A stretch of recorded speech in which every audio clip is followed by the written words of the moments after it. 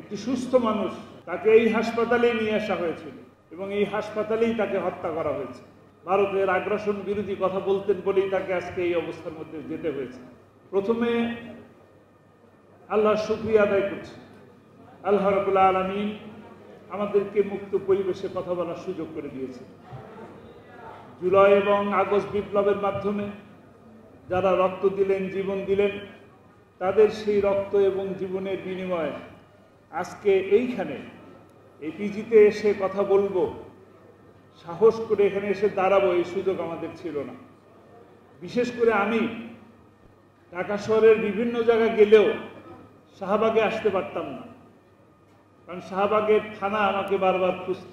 বিশেষ করে এই থানায় ছিলেন সিরাজুল ইসলাম নামের একজন ওসি, যিনি ট্রাইব্যুনালে দাঁড়িয়ে আমার সামনে বসে আমার এই প্রিয় ভাই, অত্যন্ত ভদ্র মানুষ, তার সাথেও দুর্ব্যবহার করছে। RICL TMX, যুগের পর যুগ স্থাপনা থাকে মজবুত। সিরাজুল ইসলাম এই শাহবাগ থানার ওসি ছিলেন। তিনি আমার নামেও 4টা মামলা দিয়েছিলেন। এখানে আমার আসা একেবারেই দুষ্কর ছিল, সেইখানে আসতে পারলাম। সেই সাথে এটাও বলতে হয়, এই জায়গায় আসার মতন একটা পরিবেশ যে আল্লাহ রাব্বুল আলামিন সৃষ্টি করে দিলেন। আপনাদের প্রিয় মানুষ, প্রখ্যাত মুফাসসির কোরআন আল্লামা সাঈদী, একটি সুস্থ মানুষ, তাকে এই হাসপাতালেই নিয়ে আসা হয়েছিল এবং এই হাসপাতালেই তাকে হত্যা করা হয়েছে। এই সভা থেকে সেই প্রতিবাদই জানাচ্ছি। আল্লাহ তাআলা সুযোগ করলেন, আল্লাহর দরবারে শুকরিয়া আদায় করছি, আলহামদুলিল্লাহ। আপনাদের সকলকে ধন্যবাদ জানাচ্ছি, কৃতজ্ঞতা জানাচ্ছি যে আপনারা এতক্ষণ ধরে অত্যন্ত ধৈর্য সহকারে আমাদের সকলের কথা শুনলেন। এখানে আগত মেহমানগণ সকলকে কথা বলার সুযোগ আমি দিতে পারি নাই। সভাপতিত্ব করেছি, বসে থেকেছি, শুনেছি। আমার মন চাচ্ছিল যে আরো অনেককে কথা বলার সুযোগ করে দিই, কিন্তু সময় তো থেমে থাকছে না। সময় ঘোড়ার গতিতে চলছে বা তার থেকেও বেশি জোরে চলছে। যারা সামনে বসে আছেন তারা সকলেই ব্যস্ত, এত সময় তাদের নেই। আপনারা বসে আছেন, আপনাদেরও এত সময় নেই।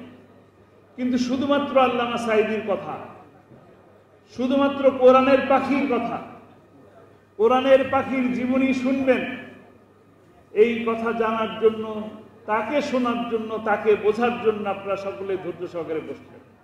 আমি আপনাদেরকে সকলকে আবারও কৃতজ্ঞতা জানাচ্ছি, ধন্যবাদ জানাচ্ছি। আল্লামা সাঈদীকে ভালোবাসেন কেন? আল্লামা সাঈদীকে গোটা দেশের মানুষ ভালোবাসে কেন? আল্লামা সাঈদীকে ভালোবেসে কেন জীবন দেয়? এখনো কেন 2 বছর পরে আল্লামা সাঈদীর নাম নিলে চোখে পানি আসে, বুকটা থরথর করে ওঠে, হৃদয়টা কেঁপে ওঠে, চোখে পানি চলে আসে? এর একমাত্র কারণ তিনি কোরআনের কথা গোটা বাংলাদেশ ব্যাপী মানুষের কাছে পৌঁছে দিয়েছেন। তিনি কোরআনের বাণীকে পৌঁছে দিয়েছেন। তিনি যেটা যতটুকু বুঝতেন, সেই কোরআনকে তিনি ততটুকু বিশ্বাস করতেন এবং আমল করতেন। আমি এটাই আহ্বান করতে চাই, যারা আমরা আল্লামা সাঈদীকে ভালোবাসি, কোরআনের জন্য ভালোবাসি বলি, আল্লাহর জন্য ভালোবাসি বলি, কিন্তু আল্লামা সাঈদীর জন্য যে আমরা তার মতন টুপি পরি, তার মতন জামা পরি, তার মতন বক্তব্য রাখার চেষ্টা করি, কিন্তু তার মতন করে আমল করার চেষ্টা করছি কিনা। আমি আহ্বান জানাবো, আল্লামা সাঈদী এখানে কথা শুনলেন, তিনি তাহাজ্জুদ কাজা করতেন না, নামাজ তো দূরের কথা, ফরজ নামাজ, তাহাজ্জুদই কাজা করতেন না। সেই মানুষটার এই আমলগুলো যেন আমরা ধরে রাখতে পারি। তিনি সংগঠনের প্রতি আনুগত্য ছিল, এই দেশের বিচার বিভাগের প্রতি আস্থা ছিল। কেন তিনি দেশে আছেন, কেন বিচারের মধ্যে পড়লেন, এটা সকলেই জানেন। ভারতের আগ্রাসন বিরোধী কথা বলতেন বলেই তাকে আজকে এই অবস্থার মধ্যে যেতে হয়েছে। কিন্তু এখানে বসে আছেন আমাদের আব্দুল্লাহ আজমি ভাই, এখানে শহীদ পরিবারের অনেক সদস্য ছিলেন, অনেকে চলে গেছেন, এখন অনেকে আছেন। আপনারা বিশ্বাস করবেন কিনা, আমাদের মতন, আমি সহ আমাদের পরিবার যারা আজকে শহীদ পরিবার, তারা প্রত্যেকের এই বাংলাদেশের বাইরে বিভিন্ন দেশেই থাকার মতন সুযোগ ছিল, বছরকে বছর থাকার মতন সুযোগ ছিল, কিন্তু বাংলাদেশের বিচার ব্যবস্থার প্রতি আস্থা এবং বিশ্বাস ছিল বলেই তারা এই দেশের প্রতি আনুগত্য করে থেকে গেছে। আমি তো সাক্ষী, 2010 সালের যে হজ, এই হজ শেষ করার পর ওই হজটা তিনি রাষ্ট্রীয় মেহমান হিসাবে আল্লামা সাঈদী গিয়েছিলেন কিং আব্দুল্লাহ রহমানে। সেই হজে আমি হজ শেষ করার পরে মিনায় আব্বার সাথে দেখা করলাম, বললাম কিংয়ের সাথে ডিনার করতে যাচ্ছেন, একটা কথা বলবো কি? বললো বলো। আমি বললাম যে আপনি 5 বছর এখানে থেকে যাওয়ার জন্য অনুরোধ করেন। তিনি আমার দিকে চোখ কটমটো করে তাকালেন। কেন? তোমার কি মনে হয় আমি স্বাধীনতা বিরোধী? আমি কি স্বাধীনতার বিরোধিতার সাথে জড়িত ছিলাম? আমি কি চোর? আমি কি ধর্ষক? তিনি কি দায়ী ছিলেন? তিনি দায়ী ছিলেন না, কিন্তু ইচ্ছে করলে তিনি এই দেশের বাইরে মিডল ইস্ট বলেন, ইউরোপ বলেন, আমেরিকা বলেন, অনেক দেশে থাকার সুযোগ ছিল। অধ্যাপক গোলাম আজম সাহেব, তার 5টা ছেলে লন্ডনে থাকে, ইংল্যান্ডে থাকে। কয় বছর থাকা লাগবে তার? থাকতে পারতেন কিনা? যেতে পারতেন কিনা? যান নাই। এই দেশের বিচার বিভাগের প্রতি আস্থা রেখেছিলেন, কিন্তু আমরা ন্যায় বিচার পাই নাই। এদেশের আজকে কালকে আগামী 2-4 দিন দেখেন বাংলাদেশের অসংখ্য নেতারা, কেন্দ্রীয় পর্যায়ের জাতীয় পর্যায়ের নেতারা চিকিৎসার জন্য বিদেশে চলে যাচ্ছেন, কিন্তু এই দেশকে ভালোবেসে বাংলাদেশ জামাত ইসলামীর আমির ইচ্ছে থাকলে, সুযোগ থাকা সত্ত্বেও তিনি এই দেশের মাটিতে এই দেশের চিকিৎসা ব্যবস্থার প্রতি আস্থা রেখে বুকটা ফেরে দিচ্ছেন, এই বুকের চিকিৎসা করেছেন। আল্লাহর উপর তো আস্থা ছিলই, আল্লাহ যতদিন হায়াত রেখেছেন থাকবেন।